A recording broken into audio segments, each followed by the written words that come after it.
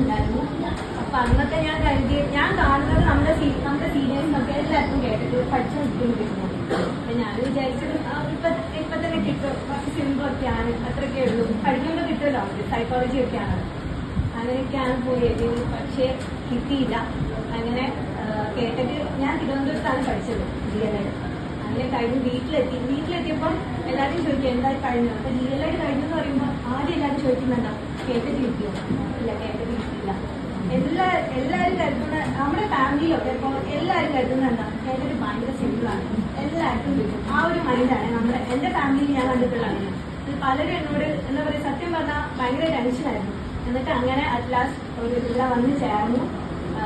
ശരിക്കും ഞാൻ കുറേ സെന്റേഴ്സ് എന്റെ മനസ്സിലുണ്ടായിരുന്നു. പക്ഷെ ഞാൻ അവസാനം ചൂസ് ചെയ്തത് ഒരു നല്ല പ്ലേസ് ആണെന്ന് ഞാൻ എന്റെ റിസൾട്ട് കണ്ടപ്പോൾ ഞാൻ ഭയങ്കരമായിട്ട് സന്തോഷിച്ചു.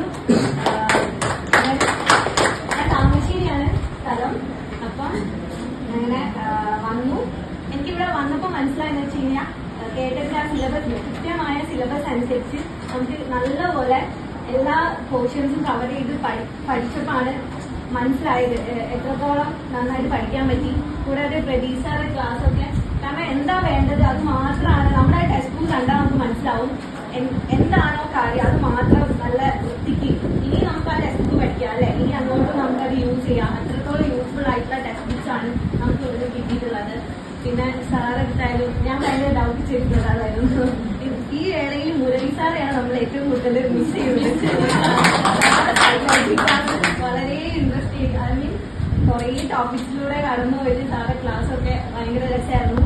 പിന്നെ എനിക്ക് മനസ്സിലായത് എന്താണെന്ന് വെച്ച് കഴിഞ്ഞാൽ ഞാൻ മാത്സിൽ കുറച്ച് വീക്കാണ്. അപ്പൊ ഞാൻ വീക്കായ സബ്ജക്ട്സ് അതായത് നമുക്ക് കൂടുതൽ പഠിക്കാൻ പറ്റും. അതായത് സയൻസും സൈക്കോളജി ഞാൻ കൂടുതലായിട്ട് പഠിച്ചു.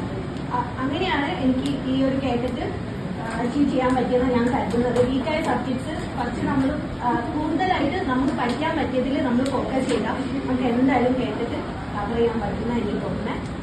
പിന്നെ ഈ ഒരു അക്കാദമിയോട് നല്ല എനിക്ക് ഭയങ്കര